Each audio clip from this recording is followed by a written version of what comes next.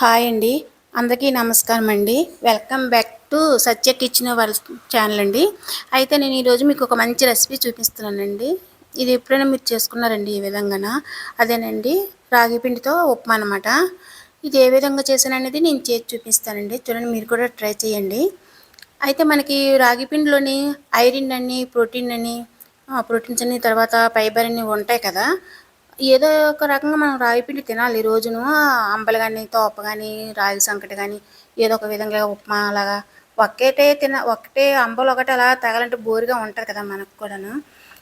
అందుకనేసి నేను ఈరోజు ఒక వెరైటీగా చేశాను అనమాట ఉప్మా. ఇలాగ ముందు వేరుశెనగ గుళ్ళు ఒక కప్పును, నెక్స్ట్ కాజును, ఇవి రెండు వేపు తీసేద్దాం ఒక ప్లేట్లోకి. నెక్స్ట్ పోపు, ఆవాలు, జీలకర్ర, శనగపప్పు, మినపప్పు, ఒక ఎండుమిర్చి, తర్వాత పచ్చిమిర్చి, ఇవన్నీ వేసి పోపు వేగనిద్దాము. మీ కారాన్ని పెట్టి మీరు పచ్చిమిరపకాయలు వేసుకోండి. అలాగేనండి. అయితే నెక్స్ట్ ఏమో క్యారెట్ తురుమని వేసుకోవచ్చు, లేకపోతే మనం ఇలా ముక్కలుగానే కట్ చేసి వేసుకోవచ్చు అనమాట. మన దగ్గర ఏ కాయగూరలు ఉన్నా వేసుకుంటే మంచిదే, బాగుంటాయి. క్యారెట్ అని, తర్వాత క్యాప్సికమ్ అని, ఇలాగా నేను ములమాకు వేస్తున్నాను చూసారా. అంటే కరివేపాకులాగే ములమాకు కూడా వాడతాను నేను. కూరలో, చారులో కరివేపాకులాగే మునగాకు వేసుకుంటాను. ఎందుకంటే మునగాకు వల్ల మనకు చాలా బెనిఫిట్స్ ఉన్నాయి కదా. రోజు వాడాలంటే వాడలేం కదా. రోజు ఒకేలాగా పప్పుతో వండుకొని తినమని, లేదంటే ఫ్రై అని అలాగా వండుకొని తినలేం కదా రోజును. ఇలాగైతే మనం కూరలో వేసుకోవచ్చు కదా. అందుకనేసి నేను ఇలా కూరలో వేస్తాను. అయితే సాల్ట్ మీ టేస్ట్ని పెట్టి మీరు సాల్ట్ వేసుకోండి. ఒక టమాటా, ఇవన్నీ కొద్దిగా వేగాలి బాగాను. ఒకసారి మూత పెట్టండి. మూత పెట్టనుకుంటూ మగ్గుతాయి అన్నమాట. నేనైతే నెయ్యి వేసాను కొంచెం, 1 స్పూను. మీకు నచ్చితే ఆయిల్ కూడా వేసుకోవచ్చు, నెయ్యి వేసుకోవచ్చు అండి. మీకు కొద్దిగా కావాలనుకుంటే కొంచెం ఎక్కువ వేసుకోండి మీరు. నేనైతే లైట్గా వేస్తాను. ఆయిల్ అయినా నెయ్యి అయినా ఏదైనా లైట్గా వేస్తాను, తక్కువ వేస్తాను అనమాట.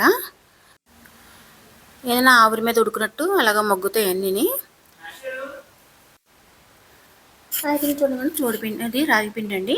ఈ రాగిపిండి ఏంటంటే ఇప్పుడు మనం వేసిన పోపులో వేసేసి వేగనివ్వాలి కొంచెం. ఇది కలర్ వచ్చేటట్టు వేపాలి, ఎంత వేగితే అంత బాగుంటుందండి. వేగనివ్వండి. ఈలోగా నేను ఏంటంటే, మనం కప్పుకి అంటే 1 గ్లాస్కి 3 గ్లాసులు వాటర్ పెట్టుకుంటాము. నేను అలాగా పక్కని ఒక గిన్నెలో వాటర్ మరగబెట్టాను అనమాట. లేదంటే ఇవన్నీ పిండి అంతా ఒక ప్లేట్లో కొంపేసుకొని అప్పుడు మనం వాటర్ మరగబెట్టుకున్నాక వేసుకున్నా పర్వాలేదు, ఉప్మా చేసుకుంటాం కదా అలాగనమాట. అదేవిధంగా అయితే నేను వాటర్ ఇలాగ మరగబెట్టి వేసాను. మీకు టైట్గా కావాలనుకుంటే వాటర్ తగ్గించుకోండి, కొద్దిగా లూజ్గా కావాలనుకుంటే ఇంకొక 1/2 గ్లాస్ ఎక్స్ట్రాగా వేసుకోవాలి.